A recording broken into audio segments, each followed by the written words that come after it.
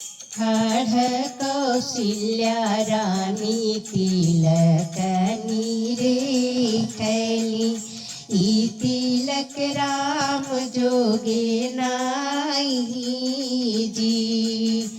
ठाढ़ कौशल्या रानी तिलक निरेखली। ई तिलक राम जोगे नाही जी। ऐसन ऐसन बरतन हम धगरिन के दिहली हो।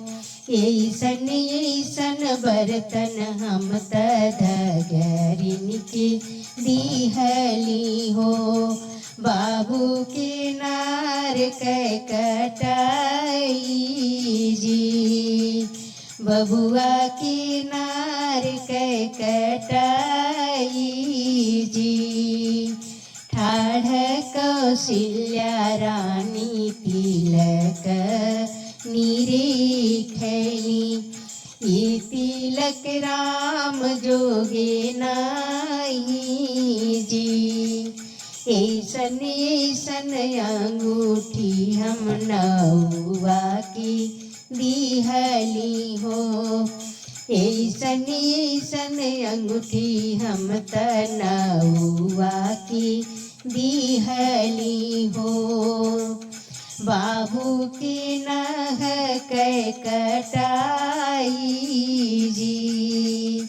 बबुआ के नह कै कटाई जी।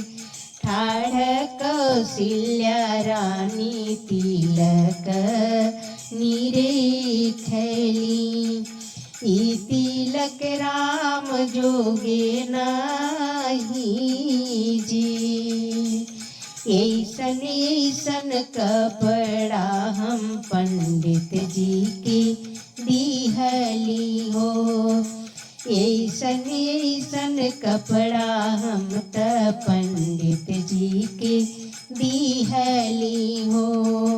बाबू के लगन धराई जी।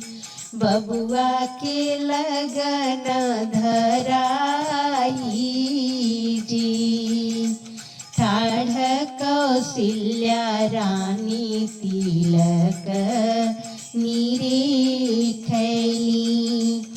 ई तिलक राम जोगे नाही जी। ठाढ़ कौशल्या रानी तिलक निरेखली। ई तिलक राम जोगे नाही।